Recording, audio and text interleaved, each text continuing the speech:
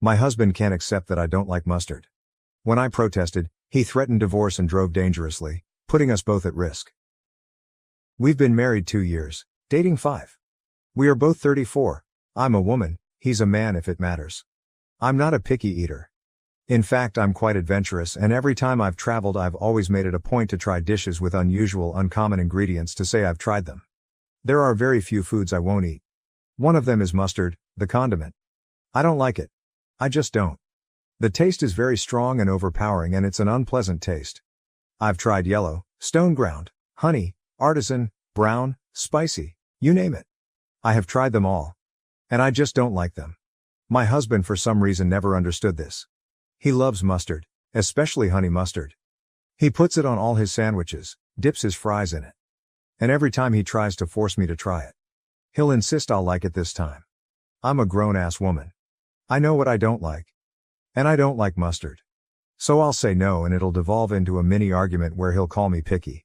Well, last night we were on the road home from a weekend trip we took together, and he stopped at a gas station to get us a quick bite. He got a hot dog slathered in mustard. I got one but decided to keep it plain. I don't really love hot dogs to begin with, but I will eat them. While we waited in line, he asked what I got on mine. I told him nothing. He actually got furious and grabbed it from me.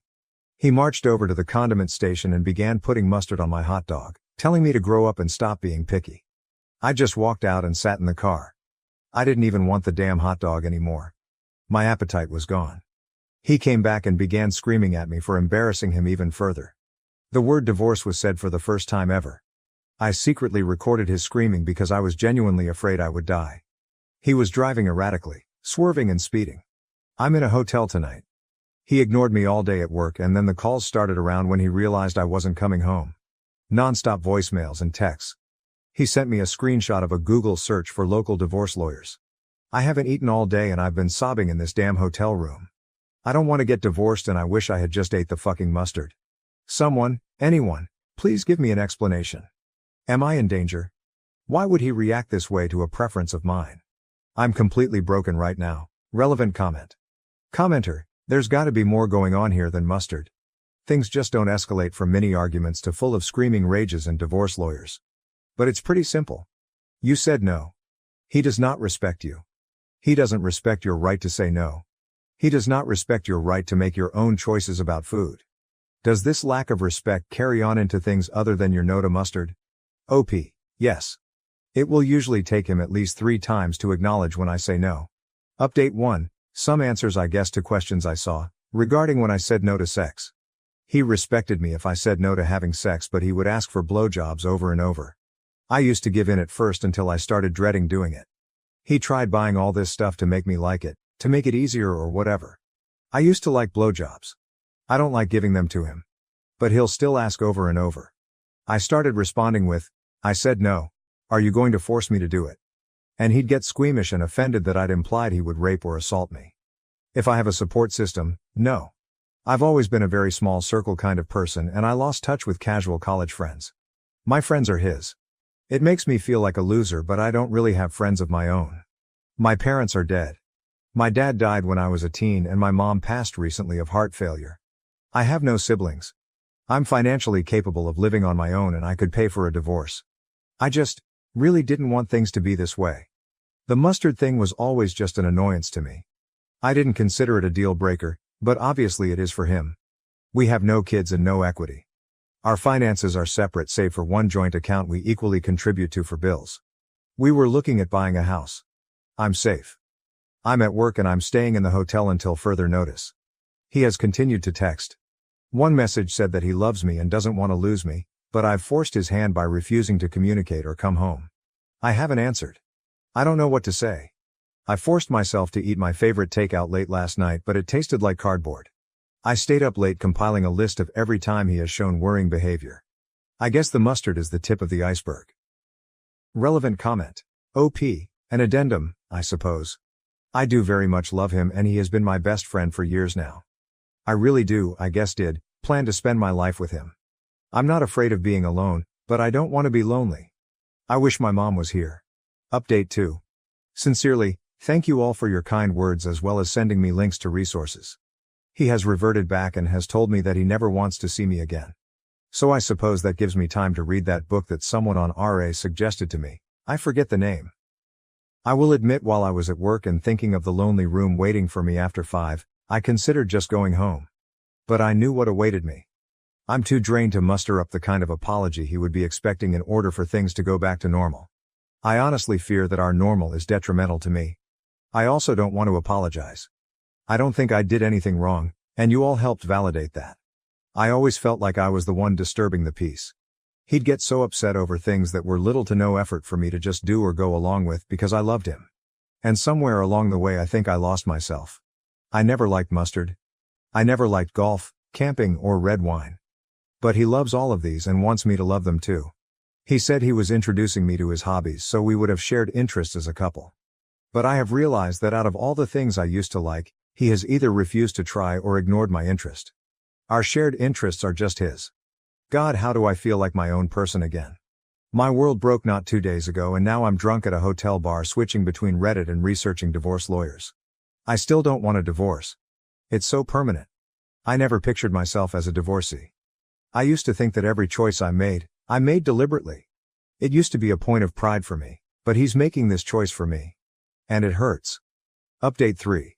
First of all, I took this week off at the encouragement of my employer. I plan to spend it finding a therapist that specializes in domestic abuse and sexual assault, which I've come to realize I'm a victim of. I feel completely numb. I'm also looking into a divorce lawyer. Secondly, he found the hotel where I was staying. I guess he followed me from work. He was waiting in the lobby. God, my heart skipped a beat and I realized that I did not miss him at all. I was afraid of making a scene. I need to unlearn that. So I sat with him in the lounge area and talked. I'll summarize it. I pointed out the security camera and said if he tried to hurt me, there'd be footage and I would press charges without a second thought. He was completely shocked and said he'd never hurt me. I reminded him how I feared for my life in the car. He ignored me. He asked why I wasn't coming home. I was completely blank-faced when I told him, because you're divorcing me. He said he didn't mean it and was just upset. I said, when normal people are upset, they express it in a healthy way. You threatened the end of our marriage. I'm taking you seriously. He got pissed and asked if I was saying he wasn't normal. Honestly, I just wanted the conversation to be done. So I told him if that's really all he heard then there was no point in talking anymore. I told him I was looking for a lawyer and he should probably do the same if he hasn't found one. He lashed out and said, all this over one mistake. And I just stared at him. As I made to stand up, he grabbed my wrist hard and I pointed at the camera again. This just made him angrier. He never could handle slights to his ego. One mistake. It wasn't one mistake. It was a pattern of abuse over years. It was threatening me, intimidating me. I told him if he tried to contact me again beyond sending me his lawyer's details, I'd be calling the police. He let me go. I want to say I was a badass and celebrated in my room. I collapsed onto my bed and began sobbing. I was just so sick and angry and sad. He truly doesn't care about me. I've been crying on and off while calling local therapists. God, why is it so hard to find one? The amount of therapists that advertise but turn out to not be accepting new patients is unacceptable. I've looked into victims of DVDA support groups as well. In the span of less than a month my life has completely changed. And he isn't remorseful at all. He just thinks it's all my fault. Relevant comment. OP, I will probably move. I saw my RA post get reposted on Twitter. I'm terrified he'll see it and come for me. A lot of people commenting on it were saying he would try to kill me and I believe them. Update 4. I have a divorce lawyer. That's all I am comfortable with revealing here for the time being. I will also mention that I have moved locations. I am safe and secure. My work has allowed me to go fully remote. My STBX does not have my location, nor are there any trackers on my phone. I am in contact with people and organizations who are helping me. Earlier this week, the calls and texts really ramped up. I was advised to leave him unblocked and simply muted so his messages would come through. I read a few since I was curious. He wanted me at Thanksgiving dinner with his family. He begged me to stop being this way and what was he supposed to tell his family? Well, Thursday came and went. I had bought a couple of ready meals the night before so that was my feast. I do want to take a break here to talk about my mom. Since it was only 3 of us every holiday, except the rare times friends would come over, my mom wouldn't make a turkey. She would buy a rotisserie chicken and dress it up with stuffing, etc. She'd make dishes we loved rather than traditional Thanksgiving dishes. My favorite side dish of all time was French fries. My dad loved grilled asparagus with cheese. So we would have a rotisserie chicken with French fries, asparagus, and some garlic toast, my mom's favorite. The first time I had real traditional Thanksgiving food at a friend's house, I apparently told my mom loudly I didn't like it and asked where the fries were, haha. So this year, instead of my STB ex-husband's family's Thanksgiving food, I bought asparagus, fries, garlic toast, and a couple of slices of rotisserie chicken. It wasn't half as good as my mother's meal. But when I say I cried eating it, it felt like they were with me that night. I guess my absence at the dinner forced my STB ex to tell his family that I was separated from him. So Friday morning I got a phone call from an unfamiliar number. I answered it, thinking maybe it was my lawyer's home phone or another person I was in contact with. It was my mother-in-law. She begged me not to hang up on her. So I stayed on the line. She went on about how I was her daughter, she loved me, her son loved me, and how could I leave him over something so minor? He only told his mom about the mustard, and even then it was a watered-down version that made me look like a neurotic control freak who needed everything my way. According to my MIL, he just made a side cup of it for me and asked me to just try it in the car. And I started screaming I'd divorce him. She then started probing about which lawyer I was seeing and what I had told them. She also reminded me that lying in court was a crime. My lawyer had warned me to not reveal anything we had discussed to his family. It took all my willpower not to say anything. Instead, I hung up and muted her number too. She hasn't texted or tried to call again. Trust me, I would have loved to send the recording of her son screaming saying he ought to smack me upside the head, calling me a stubborn bitch, that he would divorce me and that he would run the car off the fucking road if I didn't start acting right. I wanted to scream into the phone that her precious son started this mess and I was simply doing what he wanted. I have come to realize you don't treat someone you love like the way he has acted. Normal people don't want to have sex with someone who has already said no. Normal people don't keep pushing and obsessing over food preferences. There is something seriously wrong with that man. He texted me last night, Friday, calling me a bitch for making his mother cry. He also said he would come find me and it would take more than a locked door to keep him from getting me and taking me home. I forwarded those to the right people. I know this isn't a happy update, but things are moving along quite nicely. Update 5. I moved. I will not say where, but I have found a new home. My job lets me stay permanently remote. I can't go into details about my divorce or other current legal proceedings, but I can say I was granted a protective order due to something that happened back in December. Due to the nature of what happened, I was hospitalized for a time. That was what I guess made me realize I wanted to get the fuck out. I traded my car, had my phone checked for tracking apps and devices, and changed my number. He cannot contact me or have anyone contact me on his behalf. I am now several hours and state lines away from him and his wretched family. I moved with only 2 suitcases and a duffel of my stuff. I cannot wait to furnish and decorate my new home the way I always wanted it. I'm in therapy and I have a survivor support group I see weekly. I will be okay. I feel like I can finally breathe. Update 6. Hello. It's been a while.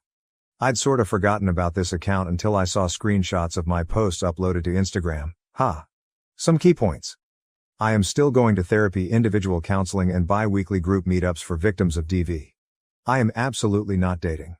I saw some comments that said they hoped I found a fairy tale man. That's the last thing I want or need. I strive for independence and self-love before I consider finding a new partner. It'll probably be years before I'm ready, and that's okay. I have discovered a love of cooking and trying new cuisines. I didn't realize how boring my ex's taste was until I escaped him. Slathering mustard on a $2 hot dog does not mean you have superior taste buds. Sorry, I had to get a jab in somehow. Nothing new or dramatic has happened, and that is the way I like it. What matters is, I'm alive, and I'm happy. I didn't realize how little I'd made myself until I was given the space to be. That's all I'm willing to give for my update for now. Peace and love. Relevant comment. OP's picky eating. There's nothing wrong with being a picky eater, but I'm actually not. I'm finding I love a huge variety of flavors and ingredients. My STBX was actually a very, very picky eater. I'm coming to realize. Maybe some projection on his part. Update 7, it seems that I just can't escape my story, haha.